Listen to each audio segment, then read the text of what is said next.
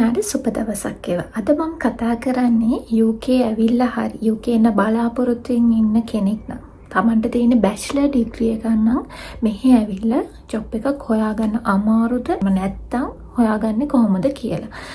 හරි. එහෙනම් අපි කතාව පටන් ගමු.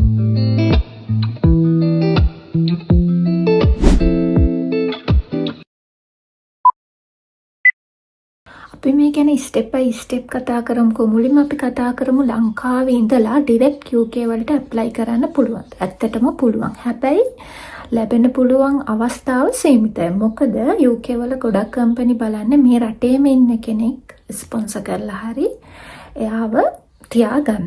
හැබැයි අපිට අපේ ස්කිල් හොඳ මට්ටම ඉහළම මට්ටමක තියෙනවා නම් එයාලා ස්පොන්සර් කරන්නත් පැකිලෙන්නේ නැහැ. හැබැයි සීමිත අවස්ථාවක් තමයි ඩිරෙක්ට් ඇප්ලයි කරලා ස්පොන්සර් එකකට UK එන්න පුළුවන්. හිතමුකෝ එයා UK වල බැචලර් ඩිග්‍රී එකක් කරලා මෙහි ආපු කෙනෙක් කියලා. එහෙම කෙනෙක් නම් ඒ කෙනෙක්ට කොහොමද අපි අපේ ෆීල්ඩ් එකේම ජොබ් එකකට යන්නේ? එකක් තමයි අපිට එක්ස්පීරියන්ස් තියෙනවා අවුරුදු 5ක්වත්. එහෙම නැති වුණත් අවුරුදු 2-3ක එක්ස්පීරියන්ස් තියෙන කෙනෙක් වුණත් එයාගේ එක්ස්පීරියන්ස් ඒ කියන්නේ ඉන්ටර්විව් එකකට ෆේස් කරාම එයාගේ නොලෙජ් එකත් එක්ක බලලා කම්පැනි වලින් තමන්ට ස්පොන්සර් එකක් කරන්න එයාලා පැකිලෙන්නේ නැහැ. ඒ වගේම ජොබ් එකක් හොයාගන්නත් අමාරු වෙන්නේ නැහැ. හැබැයි එයාලා හැම වෙලේම තමන්ට තියෙන ඩිග්‍රී එක UK ඩිග්‍රී එක කම්පෙයාර් කරලා බලනවා. හැබැයි ඉතින් මම නම් හිතන්නේ ලංකාවේ බැචලර් ඩිග්‍රී එකක් තියෙන කෙනෙක්ගේ ඩිග්‍රී වැලිඩ් එක වැඩි මෙහි ඩිග්‍රී එකක් තියනවට වඩා. හොඳම වැඩේ කියන්නේ අපි මෙහි ආවේ බැචලර් ඩිග්‍රී එකෙන්. එතකොට අපි දෙන්නටම කියන්නේ අවුරුදු 2-3ක තමයි එක්ස්පීරියන්ස් තියෙන්නේ. ඉතින් අපි මුලින් හිතුවා UK වල කන්ටැක්ට් නැත්තම් අපිට ජොබ් එකක් හොයාගන්න අමාරුයි. එහෙම නැත්තම් අපිට නොලෙජ් එක මතී හැමෝම කියන අවුරුදු 5ක විතර එක්ස්පීරියන්ස් තියෙන්න ඕන. ඔන්නෝම ලොකු කතා කියනවා. ඉතින් අපි කොහොම හරි දැන් අපි ඕකෙන් චුට්ටක් මුලින් වැඩනම් අපි ඇප්ලයි කරන්න කොහොම හරි අපිට ඉන්ටර්විව් ෆේස් කරනවා කියමුකෝ. එතකොට එයාලා ඒ කම්පැනි එකෙන් බලාපොරොත්තු වෙන රික්වයර්මන්ට් අපෙන් හම්බෙනවා නම් එයාලා අපිව හයර් කරන්න පැකිලෙන්නේ නැහැ. ඊට පස්සේ එයාලා අපිට දෙන්නේ මුලින්ම සතියේ දවස් 2යි හරි 3ක් හරි වුණා නම් අපි ඒක අනිවාර්යයෙන්ම ගන්න ඕන. මොකද අපිට මුලින් අපිට ඇත්තටම මෙහි ආවම අපිට නොලෙජ් එකක් ඒ කියන්නේ අපි මෙහි එක්ස්පීරියන්ස් නැහැ UK කම්පැනි එක. ඉතින් අපි මුලින් ඉස්සලාම කම්පැනි එකට පැනගත්තට පස්සේ අපිට දවස් ගාන හදාගන්න පුළුවන්. ඒක තමයි අපිම කරන්න ඕන මුල්ම දේ. ඊට පස්සේ දැන් අපි කම්පැනි එකේ ඉන්නකොට දැන් අපි අනිවාර්යයෙන්ම UK කම්පැනි එකේ ඉන්නවා කියන්නේ අපි බේසික් රික්වයර්මන්ට් එක සපුරලා තමයි තියෙන්නේ. ඉතින් ඊට පස්සේ අපි අපි ඇප්ලයි කරන්න කම්පැනි වලින් ඉන්ටර්විව්ස් එන්න හැකියාව වැඩි. ඉතින් එහෙම කරලා අපි අවුරුද්ද 2ක් යනකොට අපිව කම්පැනි වලින් අනිවාර්යයෙන්ම හයර් කරනවා. මොකද අපි දැන්ටමත් UK වල එක්ස්පීරියන්ස් තියෙන ස්කිල් වර්කර්ස්ලා නිසා. ඒ වගේම අපේ එක්ස්පීරියන්ස් වැඩි වෙන්න එයාලා ස්පොන්සර්ස්ගෙන් දෙන්නත් අකමැත්තක් දක්වන්නේ නැහැ. මොකද එයාලට අපිව ඕන. මොකද මම නම් හිතන්නේ දැන් අපේ තියෙන බැචලර් ඩිග්‍රී එකයි මෙහි කට්ටියගේ තියෙන බැචලර් ඩිග්‍රී එකයි එක්ක මෙයාලා එක පාත් එකක් විතරයි ස්ටඩි කරලා තියෙන්නේ. අපි බලනකොට අපි තියෙන හැම එකම ස්ටඩි කරලා. එතකොට අපේ නොලෙජ් එක තැනකට ගියාම අපේ නොලෙජ් එක ඒ කම්පැනි ඇතුලේ වැඩි. කියන්නේ අපි නිකන් মালටි ස්කිල් වර්කර්ස්ලා වගේ. ඉතින් අපිට ජොබ් එකක් හොයාගන්න අමාරු වෙන්නේ අඩුයි.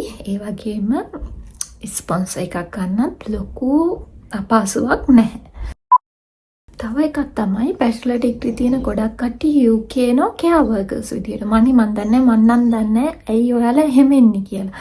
බැචලර් ඩිග්‍රී එකක් තියෙනවා නම් ඕන තරම් මෙහෙ මාස්ටර් තාමත් රිසර්ච් වලට මෙහෙ ගෙන්නනවා මාස්ටර්ස් වලට. ඒ නිසා මාස්ටර් එකකට වගේ එන්න එහෙම ඉවරනහම ඔයාලට ඕන නම් කෙයා වර්කර්ස් විදියට යන්න පුළුවන්. එහෙම නැති වුණොත් එහෙම ඔයාලට තමන්ගේම ෆීල්ඩ් එකේ තියෙන ජොබ් එකක් හොයාගන්න පුළුවන්. තමයි මන් නම් හිතන විදිය. ඔයාලා ඕනම කෙනෙක්ට මෙහෙ අනිවාර්යෙන්ම මෙහෙ ආවම මාස්ටර් එකට අනිවාර්යෙන්ම එන්න පුළුවන්. එහෙම තියාගෙන මුලින් බලාපොරොත්තු වෙන්න එපා. ඔයාලට ඩිග්‍රී එකකුත් දීලා මෙහෙ අනේ කොහොම හරි කමන්නේ රටනේ ඉන්නේ කියලා හිතාගෙන කෙයා වර්කර්ස් වගේ එන්න. කෙයා වර්කර්ස් ඕන තරම් මෙහෙ ඇවිත් තියෙනවා ඩිග්‍රී නැතුවත්. ඒ නිසා කොහොම හරි බලාපොරොත්තු වෙන මාස්ටර් එකකට ඕන තරම් රිසර්ච් වලට මේ ගෙන්නනවා. මාස්ටර් එකකට හරි කලින් එන්න. ඊට පස්සේ ආට ඉවර වුණාම ඕනනම් PhD W දාන්න පුළුවන්. නැත්නම් ආට කෙයා වර්කර්ස් වගේ ස්පොන්සර් එකකට යන්න පුළුවන්. තව කට්ටිය UK ආපු කට්ටිය දැන් මාස 6-7ක් අපි ක්ලීනින් ජොබ් එකක් හරි ෂොප් එක ජොබ් එකක් හරි කරපු කෙනෙක් කියමුකෝ. නැත්තම් කැෂියර් එකක. එයාලා හිතනවා දැන් අපිට අපේ ෆීල්ඩ් එකේ ජොබ් එකකට යන්න අමාරුයි. මොකද අපිට දැන් එක්ස්පීරියන්ස් නැහැ. මෙහෙ ඇවිල්ලා අපි කරපු ජොබ් එකත් එක්ක කියලා. එහෙම එකක් නැහැ. ඇප්ලයි කරන්න තමයි කියන්න තියෙන්නේ. ඉතින් හැම වෙලේම කියන්නේ මෙහෙ බලන්න අපි කලින් කරපු ජොබ් එක මොකද්ද මෙහෙ ඇවිල්ලා ඒ නිසා මේ ඔයාට එක්ස්පීරියන්ස් නැහැ මෙහෙ ආවට පස්සේ එහෙම එයාලා හිතන්නේ නැහැ. එයාලා ඉන්ටර්විව් එකට ෆේස් කරාම අපේ නොලෙජ් එකයි අපේ එක්ස්පීරියන්ස් එකත් එක්ක එයාලට අපිව සැටිස් නම් අපේකට ගන්නවම තමයි. ඒ නිසා මට කියන්න තියෙන්නේ ඔයා මෙහෙ ඇවිත් ඉන්න කෙනෙක් නම් තමන් කරන ජොබ් එකත් එක්ක මොකක් වුණත් කමන්නේ අනිවාර්යෙන්ම ඇප්ලයි කරන්න තමයි කවම දවසක හරි අපිට ඉන්ටර්විව් එකක් ඇවිල්ලා අපිට ඒක සාර්ථක කරගන්න අපහසු වෙන එකක් නැහැ. දැන් අපි කතා කරමුකෝ මෙහෙ ඩිග්‍රී එකට මෙහෙ ස්ටුඩන්ට් ආපු කෙනෙක් නම් ඉස්සල්ලාම අපි කරන්න ඕන ඩිග්‍රී එක කම්ප්ලීට් කරපු ගමන්. ඒ කියන්නේ අපි ෆයිනල් ප්‍රොජෙක්ට් එක ඉවර වෙන කරමම ජොබ් වලට ඇප්ලයි කරන එක. එහෙම නැත්නම් අපේ ෆයිනල් ප්‍රොජෙක්ට් එක කාලෙත් ඔයාලට ඉන්ටර්න් විදිහට යන්න පුළුවන් නම් ඔයාලා ඇප්ලයි කරන්න. කැම්පස් එකෙන් උනත් හෙල්ප් එකක් ගන්න පුළුවන්.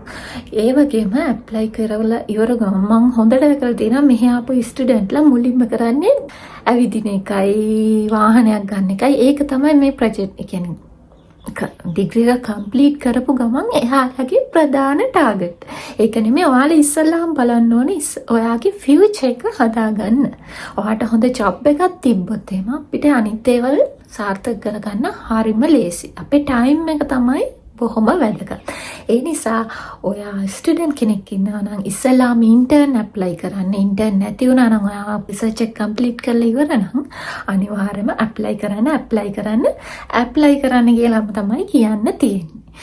මොකද ඔයා දැන්ටමත් UK වල මාස්ටර් එකක් ඒවත් නැත්තම් බැචලර් ඩිග්‍රී එකක් නැත්තම් PhD එකක් තියෙන කෙනෙක් ඉන්න. ඒ වගේම මට කියන්න තියෙන මෙහි ස්ටුඩන්ට් ආපු කෙනෙක් නම් ඔයාගේ ඩිග්‍රී එක කොහොම හරි තමන්ම කරන්න බලන්න. මොකද දන්නවද අපි දැන් ඉන්ටර්විව් එකට පේස් කරාම සහ අපි ජොබ් එකකට ගියා කියමුකෝ ජොබ් එකක් හම්බෙලා.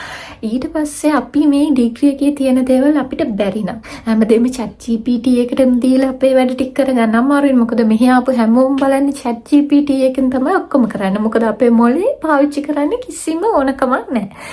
ඒ නිසා පුළුවන් තරම් බලන්න ඩිග්‍රී එක තමන්ම කරගන්න. නැතුව ඔය හැමෝම කියන එක තමයි ආපෝ මෙහෙ ඇවිල්ලා ඔය ඩිග්‍රී කරාට ජොබ් හම්බෙන්නේ නැහැ. ඔහොම කියලා ලොකු කතා කියනවා. තමන්ට ඕනකමක් තියනවා නම් තමන්ට තමන්ගේ ෆීල්ඩ් එකෙන් යන්න ඕන නම් අනිවාර්යයෙන්ම තමන්ගේ ඩිග්‍රී එක කොහොම හරි තනියෙන් කරන්න බලන්න. මොකද අපිට අපේ UK ඩිග්‍රී එක හින්දානේ අපි කම්පැනි එකට ඒ කම්පැනි අපිව හයර් කරන්නේ. එතකොට අපේ නොලෙජ් එක නැත්තම් අපිව කම්පැනියට වැඩක් නැති වෙනවනේ.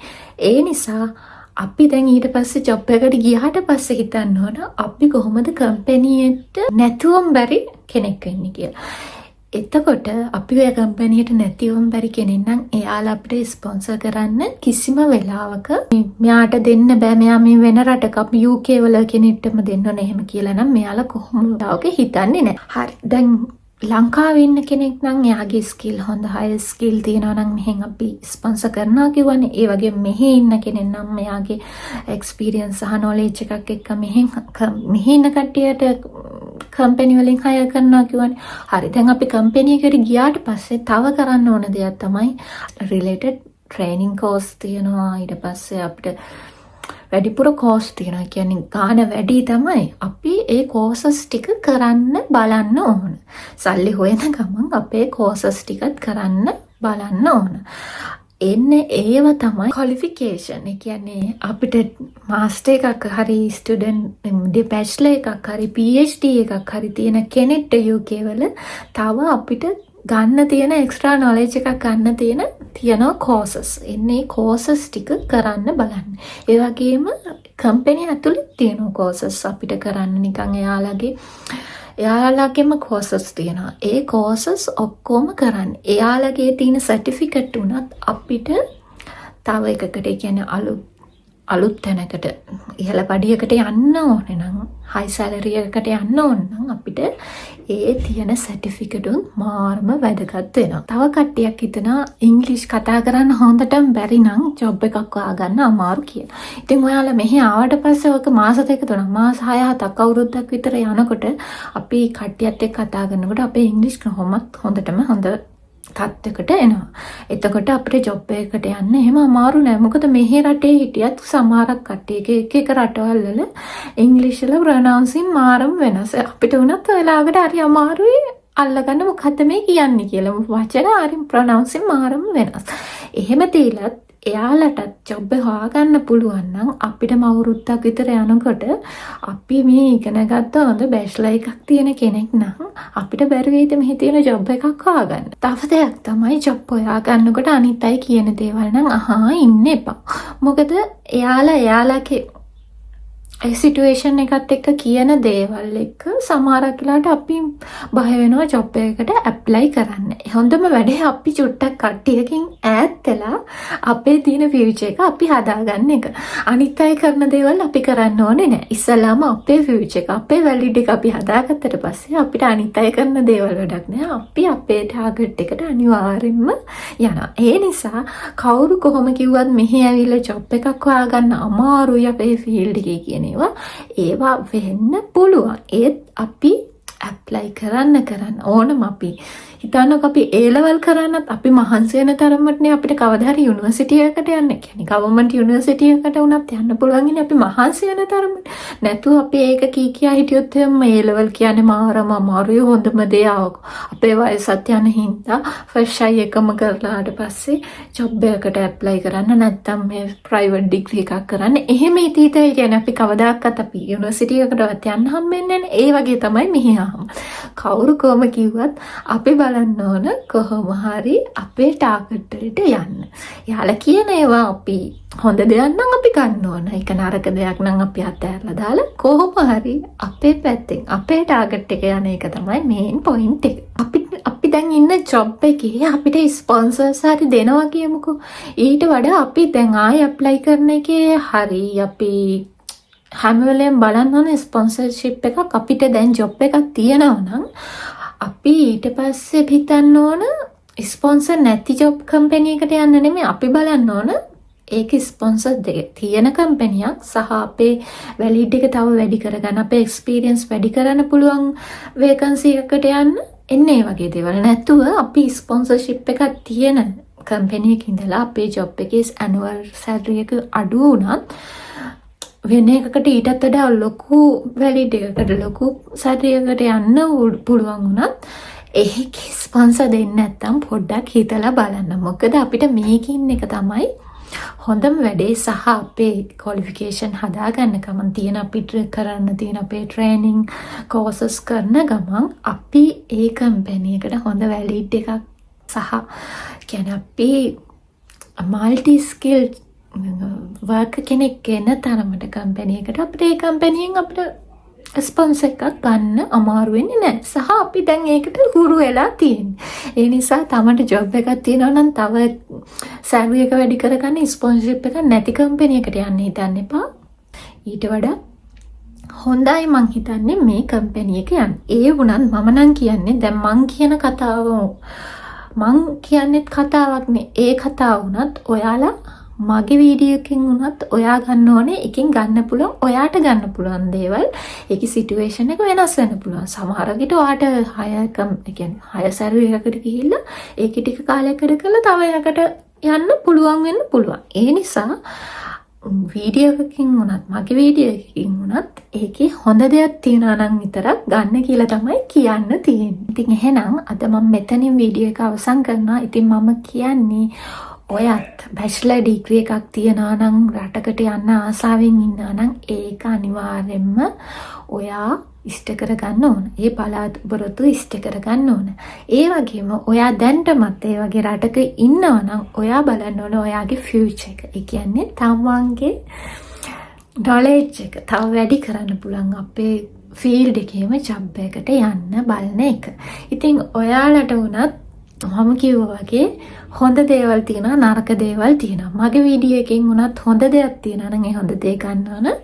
නරක දෙයක් තියෙනවා නම් ඒක අතාරින්න ඕන. ඒ වගේ තමයි ජීවිතේට. ඉතින් මම එහෙනම් අද මෙතනින් සමු කරනවා. තවත් දවසක මේ වගේ වීඩියෝ එකකින් හමු වෙන්නේ බලාපොරොත්තු වෙන්න. ඔයාලට මොකක්ම හරි දෙයක් දැනගන්න ඕන නම් පල්ලෙහා කමෙන්ට් එකක් දාන්න. මම අනිවාර්යෙන්ම උත්තරයක් දෙන්න. මට හැකි වෙලාවක් තියෙන වෙලාවක මම උත්තරයක් දෙන්න බලාපොරොත්තු වෙන්න ඉන්නවා.